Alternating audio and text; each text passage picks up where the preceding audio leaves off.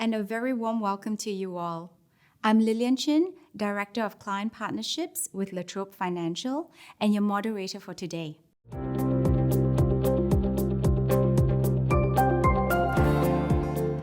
Thank you for joining our October Investor Update call. Today, you'll be hearing from key asset management executives to assist in relaying our thinking and insights. In this month's investor call, we will be addressing the following topics: an overview of our business, the CIO office update from our Deputy CIO Troy Stratton, our Headwinds and Tailwinds presentation and residential property market update from Michael Watson, Head of APAC, and our special guest today is Director of ESG, Caterina Nesci, who will explain why ESG is becoming a key consideration for modern investors. We're looking forward to taking you through our ESG journey today. Let's begin with a brief corporate update. Latrobe Financial operates in two of the largest markets by size in the country. The Australian credit market for both residential and commercial mortgages is circa $2.4 trillion in size. Of that, we estimate our target market is approximately $120 billion per year in annual opportunities or loan types that meet with our investment acceptance criteria. Presently, we are seeing roughly $1 billion of monthly loan originations, and we settle around $600 million of the same each month. September settlements were $595 million. So we have a steady and deep opportunity set to choose from. The Australian asset management market is also large at circa $3.2 trillion in size. Again, we estimate that circa $120 billion are suitable investable assets for our credit operations. On both market segments, we have a very low market penetration and look forward to many years of growth ahead. On page 5, we can see how these markets compare to the size of the Australian Stock Exchange as shown in the first column. And then the second column, the managed funds industry, and the final column, the mortgage industry. Secured property credit, put simply, is loans to borrowers secured by mortgages over property. Typically, investors are offered the opportunity to invest into portfolios or pools of this asset, or to invest into individual loans called peer-to-peer. Australia has an enormous market of secured property credit. There are approximately $2.4 trillion in residential and commercial mortgages in Australia, making it a market which is larger than the entire Australian Stock Exchange and larger than the bond market. The market enjoys healthy competition with an array of bank and non-bank participants. It is well regulated with oversight by APRA and ASIC, and as an asset class, has a very long history of resilience. With loans secured by mortgages over property, investors have the added comfort of an underlying security property to underpin an investment. Australia is considered to have balanced and appropriate protections for both lenders and borrowers to ensure ongoing structural stability.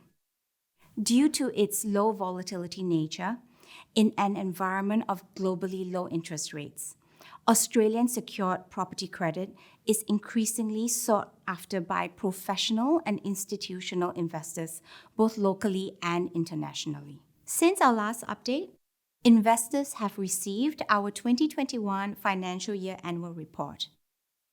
We now report over $13.5 billion in assets under management, forming unparalleled funding across a diverse range of investors, a growth rate of 22% per annum, and we cover some 81,000 active customers growing at 16% per annum. In our asset management business, spearheaded by the Latrobe Australian Credit Fund, which is nearing $7 billion in assets under management, we distributed $224.5 million of interest income to investors last financial year, working alongside 1,687 independent financial advisors and platforms who recommend our products. This income distribution is a tangible contribution to Australia's wealth creation and a significant aid to investors at a time of low yields generally. Likewise, our real estate credit finance business continues to deliver one of the broadest credit product suites available through active partnerships with over 3,500 independent finance brokers. This distribution footprint provides us with over $1 billion worth of asset originations each and every month, allowing us to select the highest quality of assets for our portfolios. We currently hold $3.7 billion in mandates from some of the world's largest banks and financial institutions, and we have issued almost $9.2 billion in RMBS bonds through local and international debt capital markets. Finally, we are a portfolio company of the New York-based Blackstone Group. Blackstone has over $731 billion in assets under management and own 80% of La Trobe Financial, with the remainder owned by senior management. I will now introduce today's guest speaker, Caterina Nesci. Caterina has been with the business for over a decade in a range of senior executive roles, including heading up the La Trobe Financial's charitable foundation. She has worked in Australia and overseas in Hong Kong for the international law firm Hogan Lovells. ESG stands for Environmental, Social, and Governance. It is a framework that underpins all of La Trobe Financial's business and investment decisions. As a company, we are committed to operating to the highest standards of integrity, to being an outstanding employer to our 450 staff, being a great steward of investor capital, and to making a positive impact to the communities in which we operate. Caterina, over to you. Thank you, Lilian. And it is a real pleasure to introduce you to how we think about ESG at La Trobe Financial. ESG, it is not new to La Trobe Financial. Our philosophy of placing others before self is foundational and has informed all of our activities and business decisions. Our charitable foundation, the philanthropic arm of our business, was founded in 1978. To date, we have donated over $17 million across the community. In the last 2 years alone, we have donated $1 million towards the bushfire relief assistance and a further $6 million to the Epworth Hospital to help fight COVID-19 and support heart health. We also established a disaster relief fund of up to $1 million for our customers affected by the floods. So ESG has a long history at La Trobe Financial. Our environmental strategy includes reaching net zero emissions by 2030. Pleasingly, we already reached carbon neutrality in September this year, so we are well on our way. Emissions planning, becoming paperless, increasing digitisation, reducing our landfill and our travel each play an important part in supporting this vision. The S, or social part of our ESG strategy, is delivered via the foundation, focusing on 4 key social pillars. First, financial literacy for women. Second, mental health. Third, Indigenous education and constitutional recognition of our First Nations people. And finally, life sciences. Research has shown that 48% of Australian women believe they need to become more financially literate. We have therefore partnered with the Australian Women's Weekly to create a financial literacy campaign. The campaign includes budget tips, savings plans, and resources such as templates for building wealth. We have sponsored the book Baraja, written by Senator Andrew Bragg, drawing on a compelling case for national reconciliation in Australia for Indigenous people. We also sponsored the production of a video recognising first Indigenous, a parliamentarian, Neville Bonner, to mark the 50th anniversary of his election. Additional donations to the Epworth Hospital include $6 million to secure state-of-the-art Da Vinci robots to assist in surgeries by minimising incisions, lowering blood loss and reducing infection. A further $5 million donated to their cardiac unit has gone towards saving over 2,000 lives of those affected by cardiac illness. Our governance strategy expands on our already strong culture of risk and compliance. We demonstrate this in part through our market-leading transparency, consider the depth and frequency of our portfolio reporting, our investor communications, our annual reporting, and all of our market-facing content. Our policies and structures are strong. Our content is easily accessible, and we have a team of experienced people available to address any query, no matter how nuanced it may be. Our commitment to ESG will provide opportunities for investors. We will shortly be launching a new green finance loan product, followed by a green RMBS and social bond in the new year. It is an exciting part of the market, and we look forward to bringing you greater detail in future investor calls. It has been my pleasure to provide this overview of our ESG framework and initiatives. I will now pass you to Troy Stratton, our Deputy CIO, for his CIO office update. Troy, over to you. Thank you, Caterina. This month, we report our continuing conviction around lower rates for longer and strong housing markets, notwithstanding fluctuating global conditions as reopenings from COVID lockdowns drive volatility across markets and global supply chains. These convictions are formed recognising energy prices in Europe and North America arising from interruptions to global shipping rates and technology supply constraints. Each has the ability to slow global growth and productivity, which makes them particularly relevant, but we take a view that these are more COVID supply chain related, and such blockage will smooth out over time, and therefore are considered a transitory at this point. Inflation and the threat of secular stagflation is entering the economic consciousness in US, Europe, and UK markets as higher energy costs and supply constraints build inflationary pressures. Presently, these still reflect a transitory phase as they, like other markets, react and reset across the globe. Locally, the headline inflation rate is anticipated to show more of a subdued reading when numbers for the current quarter are released. But we are seeing some signs of wage growth returning, in particular in the more technical professional skill sets. Noting the Reserve Bank's stated requirement for a sustained increase in inflation to support future increase in rates, we are mindful that underlying inflation is edging towards RBA's target range at a relatively slow pace. Inflation is a key consideration for any investment portfolio and has the potential to devalue your holdings. Some asset classes and products, such as our own credit fund, respond to inflationary environments and can act as an inflation hedge.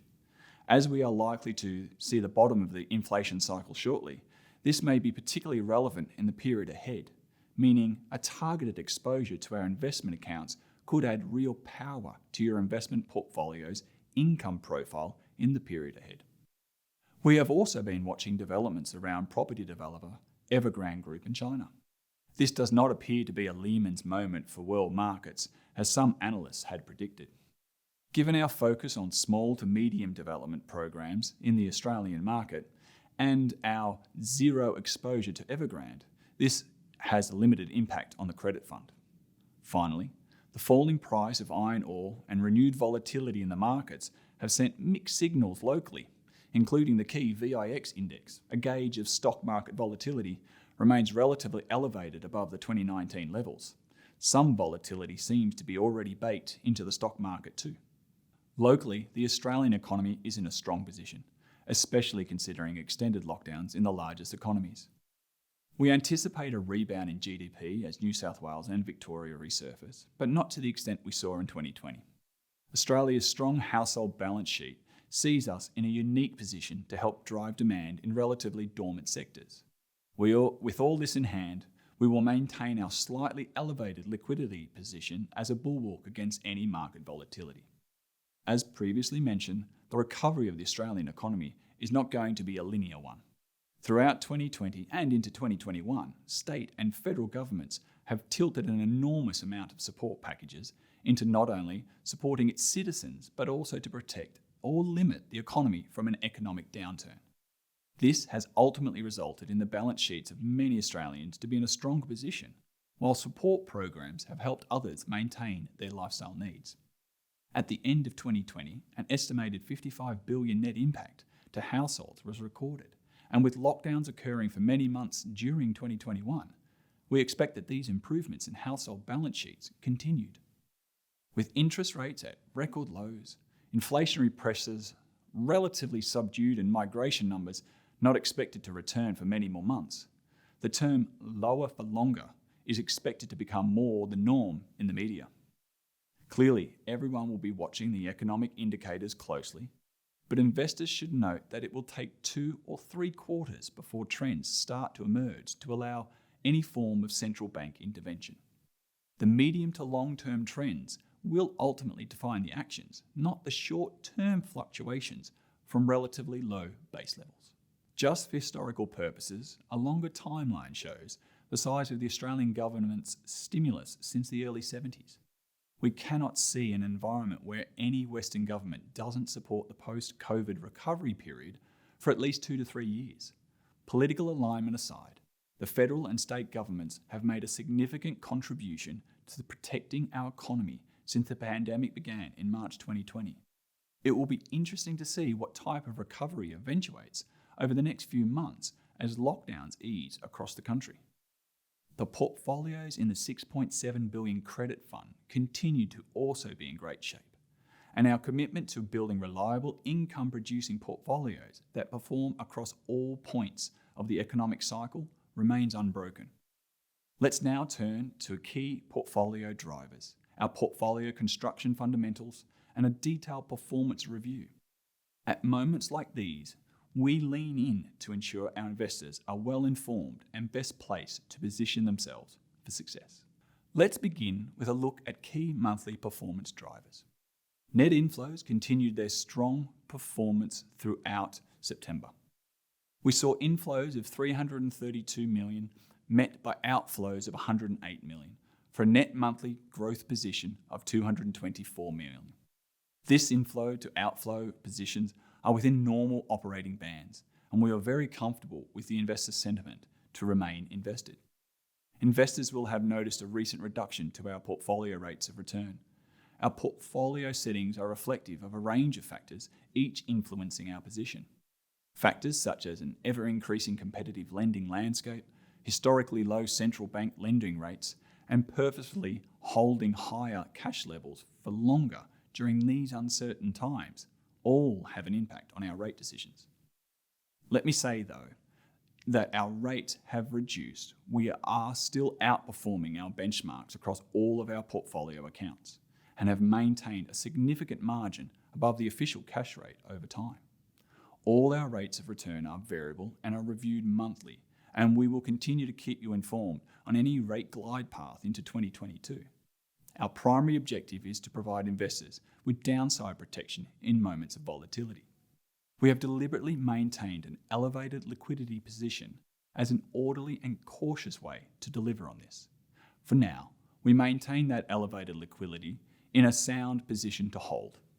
It does mean, however, that the allocation is favoured towards cash and less is invested into property credit, which impacts on total portfolio returns. Secondly, portfolio composition has an impact on income. We purposefully tilted towards lower yielding residential loans throughout the pandemic period. Pleasingly, we have begun to notice an increase in the commercial or development lending, which will generate higher yield for our portfolios. These combined saw us make the decision to reduce rates from the 1st of October. The Assets and Liability Committee, of which I'm a member of, meets monthly to discuss the measures, performance, and mandates of our portfolio, and I will continue to relay our position to you in our monthly updates. Pleasingly, our business-wide flow of quality assets continues. The percentage of assets within our higher quality cohort continues to increase throughout each reporting period, indicative of ongoing market credit quality and our position in the market as a lender of choice. We also note that the average borrower credit scores against both our peers, whom we outperform by a margin, and the big four banks with whom we are positioned neck and neck. We are a genuine alternative to the banks for high quality borrowers to look to transact. All of the work we do around mitigating the risk in our assets and then de-risking our portfolios ultimately is to the benefit of our investors. After all, it is the assets in the fund that ultimately drive the performance for investors. Let's digress now for a moment and take a look at what our portfolio management team are doing on a daily basis with these high quality assets to construct portfolios that generate income and protect against volatility. We'll start with the thematic that our asset class of secured property credit, properly managed and fully diversified, is an excellent source of low volatility income at the points of economic cycle. Our portfolio products have produced returns that are akin to the best fixed income or absolute return funds on the market. Any mathematical analysis of key performance ratios supports this claim and shows the credit fund meeting all of its stated objectives. To start with, any new loan entering the fund, once it has met the rigorous credit criteria, will be assessed against a range of other criteria. The security type, the location amount, the LVR, term, borrower, credit position, these are all factors the portfolio management team look at. What will the application of each loan mean to the portfolio parameters? How will it impact the portfolio's loading to a particular geography, a sector, or a duration? Each loan entering the credit fund is reviewed across these and other considerations. Of course, we take a very active approach to ensure each portfolio operates within set guidelines. On a daily basis, new and existing loans are examined and allocated across our portfolios to create the very best outcomes for investors. The allocations of our portfolio accounts across geography and sector help drive the yield and low volatility nature of our accounts. Geographically, we have long held that portfolios should broadly align to Australia's population centres. Accordingly, you can see our positions across each of our accounts highest in Victoria and New South Wales before reducing to Queensland, WA, South Australia, ACT, Northern Territory and Tasmania. Holding our largest geographic exposures to the largest markets in the country ensures we have borrowers who are aligned with the broadest and deepest secondary markets. Now to sectorial exposures. The stability of Australia's residential credit market, complemented by a risk-adjusted exposure to higher yielding non-residential sectors of commercial or light industrial or construction, rural and vacant land, provides the best opportunity for ongoing low volatility yield. Each of our portfolio accounts maintains this position, including a strategic holding of cash for liquidity purposes. Of course, our portfolio holdings in each sector and each location will flex over time. However, strong practices by the CIO office and our portfolio management team ensure that these outcomes are maintained for the best interests of our investors. With that brief look into some key portfolio management considerations, let's now turn our minds back to performance of the portfolios. Within our accounts, our assets and borrowers are in great shape, as denoted by arrears, hardships, and shortfall levels. On screen now, you can see a set of portfolios with low controlled hardship and arrears. Importantly, we anticipate no material change to these numbers, and to date, since the beginning of lockdowns in Sydney and Melbourne in particular, neither arrears or requests for hardship assistance have moved to anywhere near material levels. The final point to bring to your attention is the continued low levels of asset shortfalls across all fund accounts. Asset impairments or shortfalls across the fund portfolios are at well below long-term averages, which speaks to the quality of the portfolios and, in the current environment, is remarkable. If growth in the fund, consistent distributions and low volatility income sources is on one side of the coin, then the other relates to the effective management of hardship, arrears and losses. Arrears and losses, as mentioned, are now at immaterial levels within the credit fund and well below the historical low levels. The flagship 12-month term account has over the past year incurred only 0.01% losses, and over the last 10 years only 0.1% loss. That is 10 cents in every $100 of investor capital over the past decade attributable to losses within the flagship 12-month term account. Onboarding quality assets from quality borrowers underpinned by strong portfolio management practices has resulted in low loss levels since inception of the fund. I also draw your attention to the fact that throughout these periods and across each economic cycle, no investor has experienced a cent of loss in any of our portfolio accounts. By design, the portfolio management team are responsible for managing the investor reserve for each investment account, reducing the volatility of the returns and cover any losses incurred within these portfolio accounts. This is merely one tool the CIO office and the portfolio management team use when acting as stewards of our investors' money. On that note, I will now hand to Michael for our monthly economic and market outlook. Michael, over to you. Thank you, Troy. In this month's economic and market outlook, perhaps the most noteworthy local development has been the reopening of New South Wales and the tentative steps for Victoria as it also moves ever closer to its reopening goals. With these two states as the largest economies in Australia, it's an important step in the previously addressed bumpy road to economic recovery. And with that in mind, let's take a look at what that has meant for the property market and the economy generally since our last update. Let's begin with a look at the local economy. Expanding on Troy's comments, there are dozens of considerations we could review. This makes it even more timely to reflect on the core, reliable indicators. While undoubtedly difficult, the extended lockdowns of Victoria and New South Wales have not been as hard on the economy as the lockdowns of 2020. Most serious commentators are still flagging only modest increases to unemployment through this year and next. Next, it's likely that current quarter GDP figures will show low or even negative growth. However, we still anticipate a post-COVID lockdown rebound to minimise this, and forecasters are anticipating local and international GDP rebounds to continue into 2022. So, while the short-term path may be a bumpy one, these outcomes remain a real case for optimism. Starting with headwinds, and we note three specific headwinds in this month's summary. We've been making the observation that by 2031, Australia may have more than 1 million fewer people than would have been the case had borders not been closed.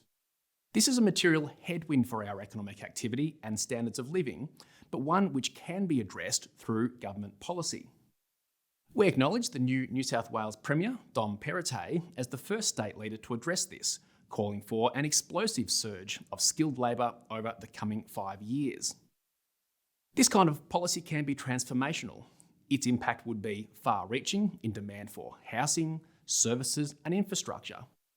If implemented, this kind of policy would swiftly find itself listed in our economic tailwinds section. The second headwind is the impact felt by rolling lockdowns. Every mainland state in Australia has experienced some level of lockdown over the last 6 months. These lockdowns do have distinct and immediate impacts on economic activity, as demonstrated on screen. We'll continue to watch closely the impact of the current lockdowns on economic activity. The third headwind remains the rollout of our national vaccination program. While New South Wales has had its Freedom Day, the lack of a unified national strategy, including reopening and travel, restricts businesses from reopening or forward planning with any confidence. Pleasingly, the national first dose percentage recently passed 80%, giving confidence that the national fully vaccinated levels will also pass that milestone in the near future. Let's now move to tailwinds, those factors which we anticipate will drive performance of the economy in the period ahead. We start with the macro commitment to expansionary policy settings. In 2020, we saw the success of fiscal policies such as JobKeeper and JobSeeker in maintaining employment and sustaining businesses. Together with monetary policies from the Reserve Bank, including maintaining low interest rates until at least 2024, we had a unified position of significant support. Indeed, the level of government support has increased by more than any time in recent history. Secondly, lockdowns, while damaging for the economy, have seen Australian households at a macro level near their strongest ever cumulative net wealth position, with a spike in household savings ratios. This spike began to normalise, but rose again with the most recent lockdowns. The end result has a twofold benefit or tailwind to the economy. First, high savings levels provide households with a cushion against future volatility. This is hugely important as we navigate our way through this current period. Secondly, as savings rates normalise, this will ultimately manifest in a wave of consumption, further supporting growth in the economy. And finally, unemployment numbers have continued to be the standout data set of the past 12 months and have continued on that strong performance. Where multiple commentators had anticipated double-digit prints, unemployment peaked at just 7.4% before receding swiftly. It's now at the extraordinarily low rate of 4.5%. An employed population, of course, has multiple benefits: consumption, confidence, and of course for governments, each employed person represents a taxpayer contributing to national revenues. As we've touched on in a number of our recent webinars, the property market has seen a surge in results right across Australia and is a clear example of just how robust this asset class can be. Let's take a look at the current state of play. September figures showed residential dwellings prices had grown by 17.6% over the calendar year and 20.3% for the full 12 months prior. Every capital city has recorded double-digit annual growth, with the lowest in Melbourne, and at 15%, this is still a very strong reading. While the speculative fervour of 2021 has passed, we maintain our position that residential property prices will still continue to grow. Our analysis of the market shows the annual spring increase in listings falling short of demand. Auction clearance rates are consistently near or above 90%. Changes to bank lending guidelines are aimed at the marginal property purchaser and are unlikely to offset anticipated rebounds from New South Wales and Victoria exiting lockdowns. Remember, we're in an environment with strong household balance sheets, low unemployment, and low interest rates. Now, regulators are watching closely, and the market is unlikely to rebound as strongly as we saw through late 2020 into early 2021. However, any calls that residential property will slow dramatically in the short term appear very premature. With that review of the current economic settings and the property market, let me now hand back to Lilian. Over to you, Lilian. Thank you, Michael, and thank you for joining us for our October investor call. Finally, if you would like to discuss your investments with us or speak to us on any of the topics from today's investor call, please contact any of our friendly investment team on 1-800-818-818.